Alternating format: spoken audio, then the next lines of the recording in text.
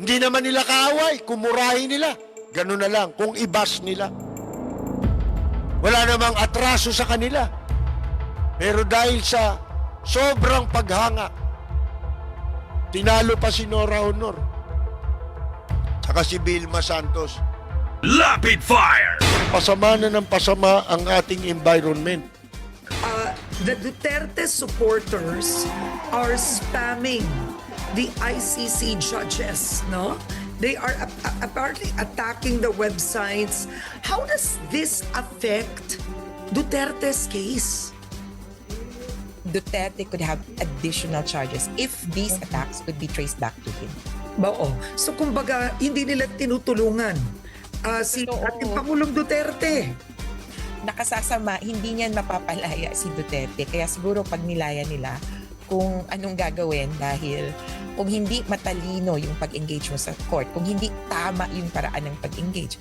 Because the proper way would be to perhaps write to the court and ask for an opportunity to be heard. Not spam the social media. That's not an official.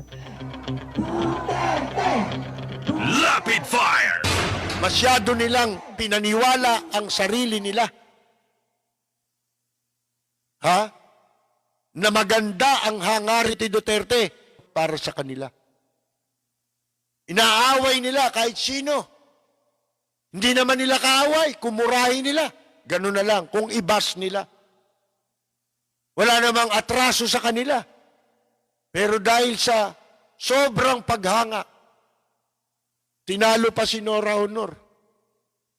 Tsaka si Vilma Santos.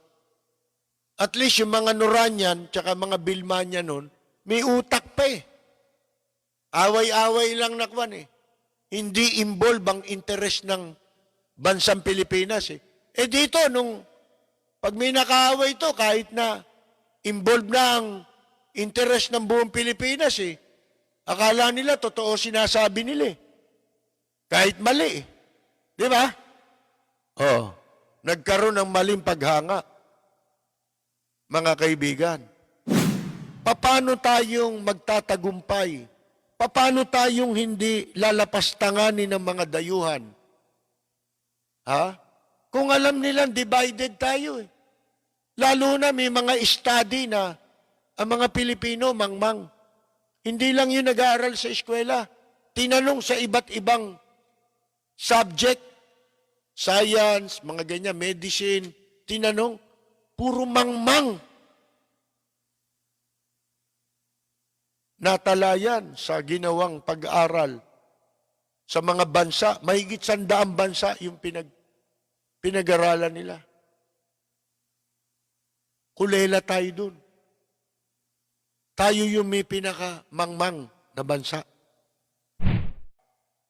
Yung mga magnanakaw dito, tinatawag na buhaya, iniisip ko naiinsulto ang buhaya. Malaking insulto yung ikumpara mo sila, itong mga magnanakaw sa gobyerno, sa mga buhaya. Bakit? Kasi yung buhaya nabubusog yun. Pag yung nakasagpang na yun at nagkaroon na ng laman ng tiyan nun, titigil yun eh. Matagal na naman bago umanap ng masasagpang yun eh. Itong mga to, hindi nabubusog eh. Kaya, pag tinawag mo silang buhaya, abay iniinsulto mo yung buhaya. Ginagawa mong masyadong masiba ang buhaya. Walang preno kung bumatikos. Malalim at makatwirang komentaryo. Mag-ingat ang mga politikong gumagawa ng kalokohan at baka kayo ay tamaan ng Rapid Fire! Kung ako tatanungin ninyo pinipilit tayo ng mga nasa media, ng nasa social media, na pag-away, tuloy-tuloy ang away ng Marcos. Kung ako, kalimutan nyo na yan. Hindi na ho natin mabubuhay si Ninoy at saka si Marcos. Tapos na yan.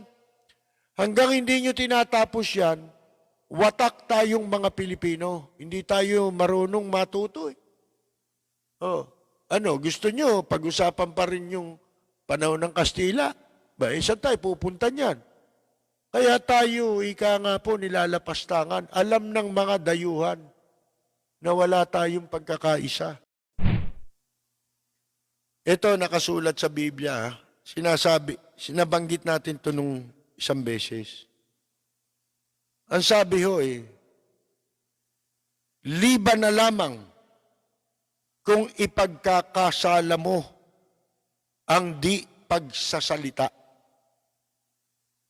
Huwag mong isisiwalat ang lihim ng iba sa iyong kaibigan o kaaway. Batas ng Diyos yan, mga kaibigan. Kasi itong sinasabi natin itong verse na ito sa Biblia, marami ito Para ito sa mga madadaldal na walang kabuluhan, mga tsismosa, mga mapaggawa ng usap,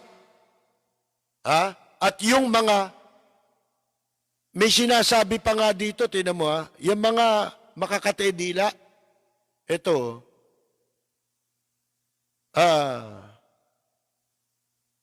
kapag ang hangal, ito, ang dami nito ngayon, kapag ang hangal, kasi ang chismosa ngayon, di lang sa community, nasa social media na Kapag ang hangal, sabi ho sa Biblia, ay nakasagap ng anumang balita, nababalisa siyang parang buntis na hindi mapaanak. Sabik na sabik siyang isiwalat yun sa madla. Hindi ba totoo yan? Sabi nga, nakarinig ka ng balita? Tanong sarilinin mo na lamang. Huwag kang matakot. Hindi ka sasabog dahil doon. Isipin mo. Di ba? Ang ganda Mga kaibigan, bagay na bagay sa kanila